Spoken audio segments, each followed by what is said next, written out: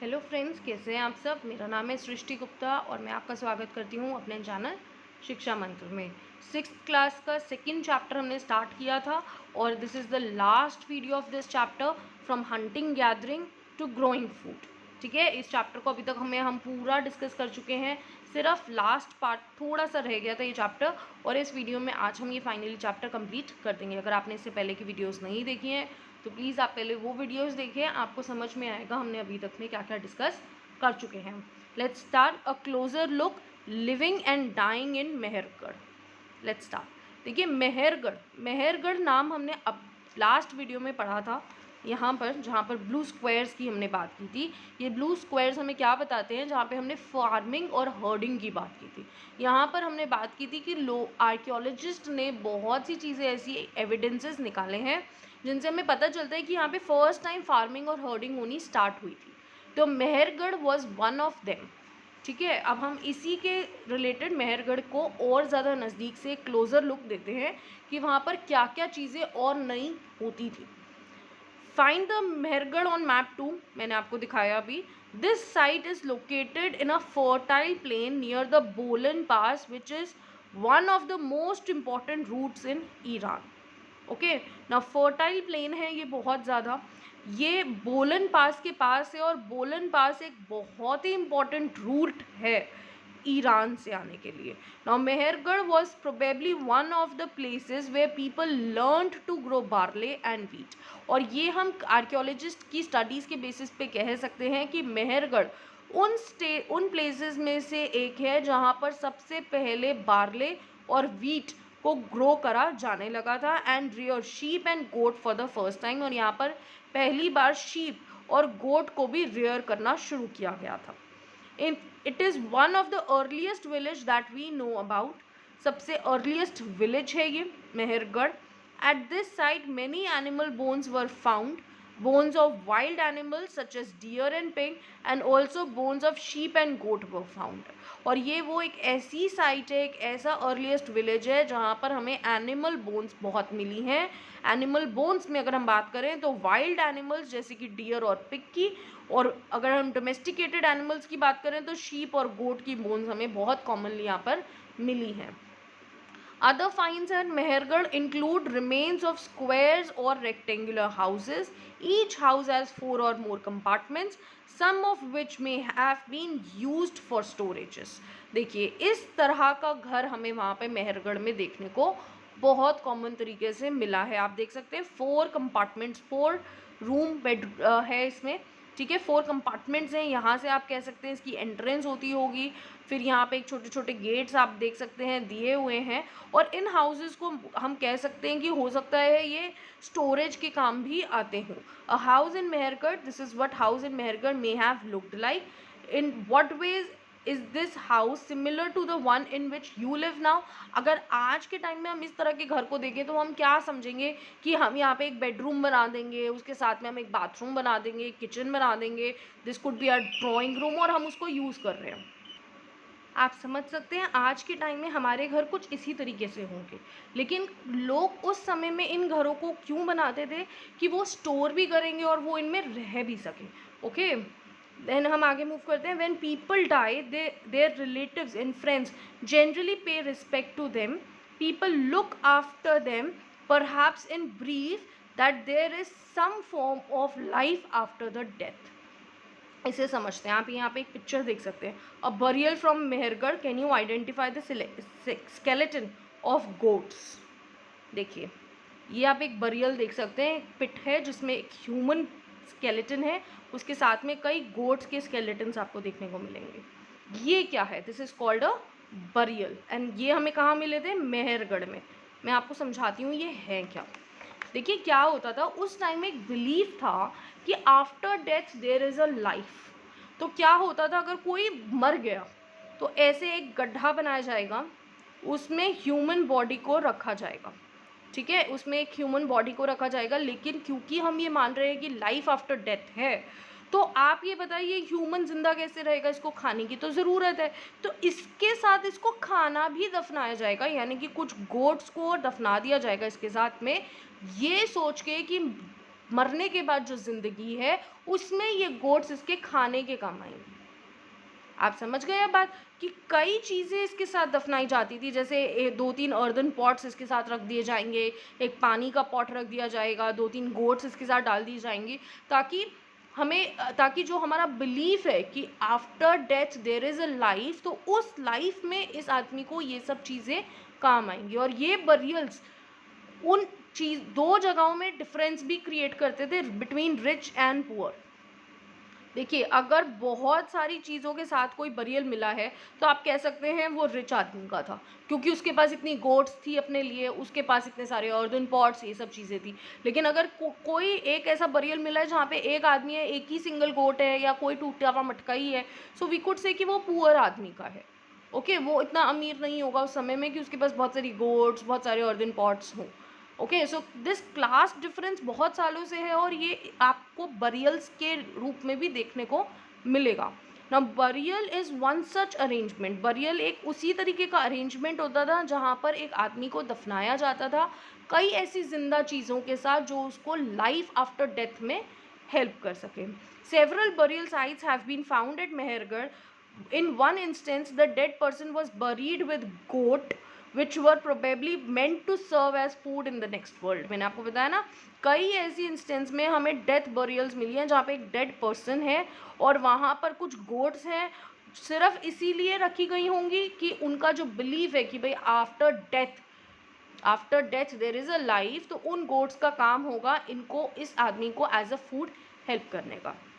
Now elsewhere, cave painting in France. अब हम एक केव पेंटिंग इन फ्रांस की बात करते हैं। ये सब चीज़ें जो हम बात कर रहे हैं, हंटिंग गैदरिंग की, हमने बात की फार्मिंग हर्डिंग की, ये सब ज़रूरी नहीं कि इस इंडियन सब कॉन्टिनेंट में हो, ये सब इंडियन सब कॉन्टिनेंट के बाहर भी कई जगह पर हुई थी, और इसी तरीके से धीरे धीरे इंसान में डिफरेंसेस आने शुरू हुए थे। हर जगह अलग अलग तरह की चीज़ें हुई थी। So one of them we'll study the cave painting in France. Find the France in your atlas. The painting below is from the cave in France. This site was discovered by 4 school children more than 100 years ago. Painting like this were made between 20,000 and 10,000 years ago. यानी कि हम 20,000 साल से 10,000 साल पहले की बात कर रहे हैं, जब ये एक केव पेंटिंग, आप देख सकते हैं ये गुफा के अंदर पेंटिंग बनाई हुई है, और देख के आप कुछ हद तक एक अंदाज़ा लगा सकते हैं कि this is may be a bison, है ना। तो इस तरह का आप अंदाज़ा लगा सकते हैं। Many of these were animals such as the wild horse, aurochs and older wild form of cattle, bison, woolly rhinoceros, reindeer and deer, painted in bright colours. और यहाँ पर ब्राइट कलर्स आप देख सकते हैं, यानी कि यहाँ पे कलर्स उस समय में आ चुके थे। ब्राइट कलर्स से इस तरह की पेंटिंग बनाई गई है जहाँ पर कई वाइल्ड एनिमल्स को दिखाया गया है। These colours were made from minerals like ऑर्च और the iron ore. Iron ore से या ऑर्च से या फिर चारकोल से कई अलग अलग तरह के कलर्स को बनाया जाता था। It is possible that these paintings were done on ceremonial occasions. यानी कि सेरेमोनियल ओकेजन्स यानी कि मान लीजिए किसी भी तरह की कोई सेरेमनी चल रही है, उन ओकेजन्स में इन पेंटिंग्स को बनाया जाए। ओके, और perhaps they were made for the special rituals performed by hunters before they went in search of prey. और हो सकता है कि ये किसी रिचुअल के लिए बनाए गए हों, यानी कि वहाँ पर कोई प्रथा हो कि भाई जब भी कोई भी हंटर जो है किसी भी वाइल्ड एनिमल को हंट करने जाएगा तो वो पहले उसकी पिक्चर बना के जाएगा, या कोई भी इस तरीके की रिचुअल या सेरेमोनियल ओकेजन हो सकती है जिसके लिए इनको बनाया गया हो, या कोई और पर्पस भी हो सकता है जिसके लिए इनको बनाया गया हो। लेकिन आप देख सकते हैं फ्रांस के केव्स में, फ्रांस की गुफा में भी ऐसी कई पेंटिंग्स हम लोग को देखने को मिली हैं। और ये पेंटिंग्स कितने साल पुरानी हैं? ये तकरीबन 20,000 साल से 10,000 साल पहले बनाई गई होंगी, और इनमें कई अलग अलग तरह के कलर्स का इस्तेमाल भी किया गया है। नाउ एल्सवेयर, एक जगह और देख लेते हैं हम, Neolithic site. Find Turkey in your atlas. One of the most famous Neolithic site was Catal Huyuk was found in Turkey. So सबसे most famous Neolithic site की अगर हम बात करें तो it was Cattle Huyuk. It is in Turkey. Several things were brought from the great distance: flint from Syria, cowries from Red Sea, shells from Mediterranean Sea, and used in the settlement. Remember, there were no carts. Most of the things would have been carried on the backs of pack animals such as cattle or by people. अब आप देख के सोचिए cattle हुयू को हमने इतना famous क्यों बनाया, क्योंकि यहाँ पर सिर्फ यहीं की चीज़ें नहीं मिली है, बहुत दूर दूर के जगहों की चीज़ें भी यहाँ पे अवेलेबल हुई हैं, जिसमें उस टाइम में मोड ऑफ ट्रांसपोर्टेशन कुछ होता नहीं था। उस टाइम में कैरियर्स नहीं होते थे, उस टाइम में हमारे पास वो भी नहीं होती थी, क्या कहते हैं उसको, कार्ट्स भी नहीं होती थी, तो लोग इसे लाए कैसे वहाँ तक। तो मे भी शायद वो अपने साथ एनिमल्स के ऊपर बांध बांध के इन सामान को लेके आए, या वो खुद अपनी पीठ पे इन सबको टांग के लेके आए। तो आप देखिए कितनी दूर दूर से लोगों ने सामान लेके आए, सीरिया से, रेड सी से, मेडिटेरियन सी से। अगर इतनी दूर दूर का सामान हमें एक ही जगह पे मिल रहा है, तो इसका मतलब लोग उस टाइम में ट्रैवल करते थे और इन सब चीज़ों को अपने साथ कैरी करके यहाँ तक लेकर आए भी थे। ओके, यहाँ पर हमारा चैप्टर दोस्तों ख़त्म होता है। कुछ कीवर्ड्स हंटर एंड गैदरर्स हमने डिस्कस कर लिए थे, वो लोग जो हंटिंग और अपने फूड को गैदर करके अपने खाने को बनाते हैं। साइट्स, वो जगह जहाँ पर आर्कियोलॉजिस्ट को कुछ एविडेंसेस मिले। हैबिटेशन, यानी कि किसी भी चीज़ की हैबिट हो जाना, हैबिटेशन होना, यानी कि अगर हम कहते हैं कि कश्मीर में अगर जो भी आपको जानवर मिलेंगे उनके फर बहुत ज़्यादा होंगे, उनकी हैबिटेशन हो चुकी है, क्योंकि वो इतने ठंडे एरिया में रहते हैं कि उन कुदरती उन पे नेचुरली उनके ऊपर इतने ज़्यादा हेयर्स आ जाते हैं जो उनको उस कोल्ड, एक्सट्रीम कोल्ड से प्रोटेक्ट करते हैं। That is what we call habitation. Factories, we know what is a factory. Palaeolithic time period हमने पढ़ा था, पैलियोलिथिक टाइम पीरियड जो सबसे बड़ा टाइम पीरियड है, 2 मिलियन ईयर्स अगो से ये स्टार्ट होता था। इसके अंदर 99% ऑफ इंडियन हिस्ट्री आती है, और 3 हिस्सों में से हमने डिवाइड किया था, अपर, लोअर एंड मिडल। मेसोलिथिक, जहाँ पे माइक्रोलिथ्स का सबसे ज़्यादा यूज़ होता था। माइक्रोलिथ्स का मतलब वो स्टोन टूल्स जो साइज़ में काफ़ी छोटे होते थे पैलियोलिथिक से, और उनके अंदर हमने बोन्स और वुड्स के हैंडल्स लगाए थे। डोमेस्टिकेशन हमने पढ़ा था, उन एनिमल्स को या उन प्लांट्स को डोमेस्टिकेट करना जिनके से हम ज़्यादा फ्रेंडली हो गए हैं, और उन्हें अपने इस्तेमाल के लिए, अपने यूज़ के लिए हमने उन्हें अपने घरों के आसपास उगाना और रखना शुरू कर दिया था। फार्मर्स, जिन्होंने किसानियाँ शुरू की। हर्डर्स, जो अपने एनिमल्स को डोमेस्टिकेट करते थे, उन्हें चढ़ाते थे और उनका इस्तेमाल किया करते थे। नियोलिथिक टाइम पीरियड अभी हमने देखा ही है, जहाँ पे एक हमने सिटी का नाम पढ़ा, मेहरगढ़। एंड बरियल्स, वो जगह जहाँ पर जब किसी की डेथ होती थी तो उसे दफनाया जाता था, इस सोच के साथ कि लाइफ भी, एक डेथ के बाद भी एक लाइफ उसे देखने को मिलेगी, और वहाँ पर कई जिंदा चीज़ों को भी उसके साथ दफनाया जाता था, ताकि वो उसको बाद में, जो डेथ के बाद जो लाइफ है उसमें उसकी हेल्प करें। और ये बरियल्स हमें सबसे ज़्यादा कहाँ मिले थे? ये बरियल्स हमें सबसे ज़्यादा मिले थे मेहरगढ़ में। Okay, so with this we ending our chapter. I hope the chapter was very much clear to you. बहुत सिंपल चैप्टर था, आप हमारी सारी वीडियोस को पॉज कर करके बार बार देखें, आपको चैप्टर बड़ी इजीली समझ में आएगा। ये सब इंपॉर्टेंट डेट्स भी यहाँ पे दी हुई है। मेसोलिथिक पीरियड 12,000 साल पहले से 10,000 साल तक।